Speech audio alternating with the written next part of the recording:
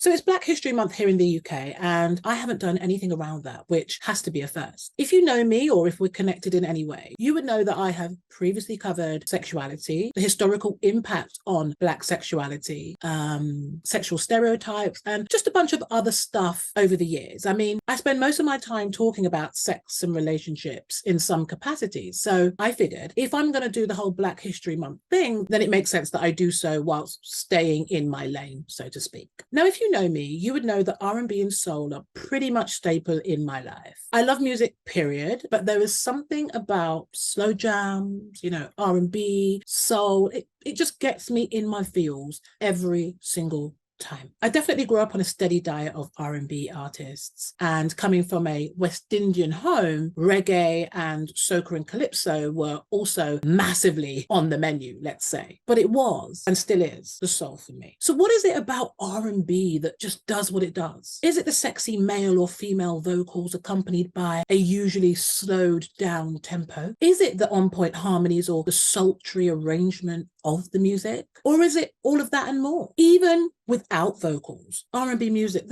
there's just something about it. I don't know. Is it a sense of vulnerability within the sounds, or rather, does the sound evoke a sense of vulnerability? I don't know. I just know that it sounds great, or at least most songs do, because obviously some songs are just a no. But in general, I'm talking about the genre on the whole.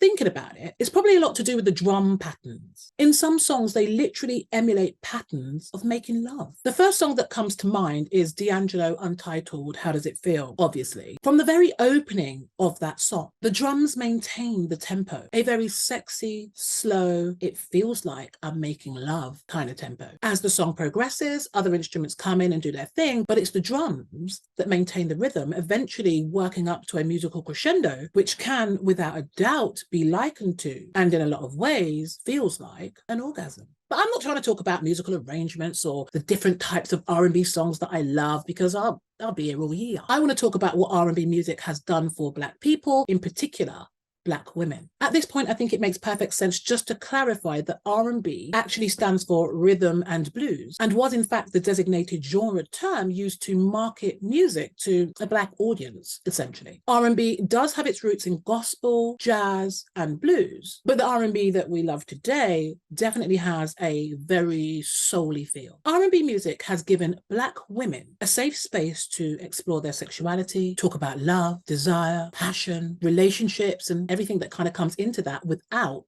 feeling judged. I say Black women in particular because you've got to bear in mind the stereotypes that have been bestowed onto Black women since, well, in like forever. For centuries, the image of the Black woman has not been a favorable one. It's always brashy, rude, harsh, aggressive, argumentative, lacking the ability to show compassion or love, basically just depicted as obnoxious and rude. Oh, and loud.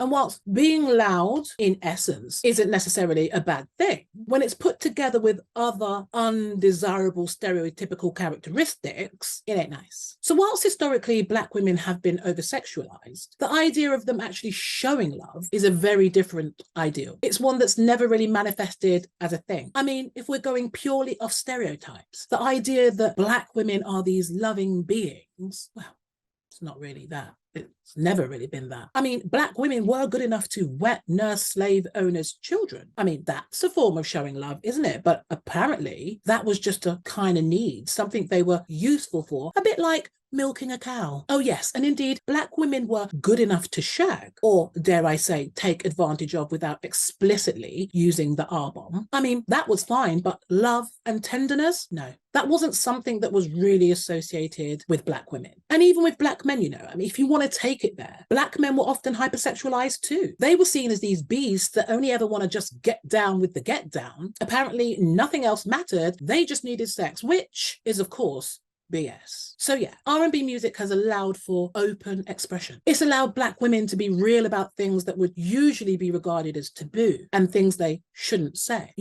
things that might get those eyebrows raised right up off someone's face. It permitted the pushing of boundaries, even going into subjects like BDSM. The artist that springs to mind here has to be Janet Jackson, The Velvet Rope. That album caused a lot of controversy because not only was she talking about sex and love, but she literally nosedived into an area that was often looked at as something that Black people just don't do. And if they did do it, it's because they're this or they're that, and it's definitely not something that we're going to talk about. And so for a Jackson, a whole Jackson to come and dedicate a whole album not only to BDSM but sexual orientation and same-sex relationships, yeah, that was pretty groundbreaking, I reckon. Artists like my fave, Mary J. Blige, the Queen, Beyonce, even like her girl group before she blew off solo, Destiny's Child, Toni Braxton, Mariah Carey, Keisha Cole, Ashanti, Solange, Kerry Hilson, Missy Elliott, Ari Lennox, Ciara, Aaliyah, R.I.P., Lauryn Hill, Erykah Badu, Jill Scott. You know, these are just some of the artists that come to mind as really tapping into their sexuality and talking about love and lust and everything that kind of comes with sex and relationships fearlessly. More recent artists such as Her, Ella Mai, SZA, Summer Walker. These amazing artists are revisiting R&B and doing so brilliantly. They're taking it back to basics, if you like, and they're doing the original stuff, you know, the kind of, when I say original, you know, like it's almost like there's a way of doing R&B. They're doing that, and I guess people that appreciate the genre would class their stuff as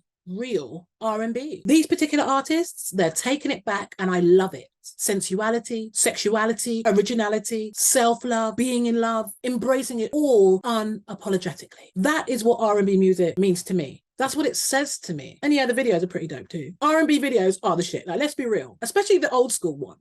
I mean, you literally had everything going on. I mean, case in point, let's use Mary J. Blige again as an example, because she is the queen of R&B. Her videos are, because she's still making music, her videos are like a whole story. You found yourself fully invested in what Mary was talking about. Whether you like the song or not, if you were watching the video, you are involved. It was that deep. I love that the newer artists are doing similar, but with a kind of fresh feel to it. R&B, it's a whole vibe. It's undeniable. And I just love that it allows everybody, specifically Black women, that space to be valid, authentic, and genuine. This is like a supergroup behind me, right?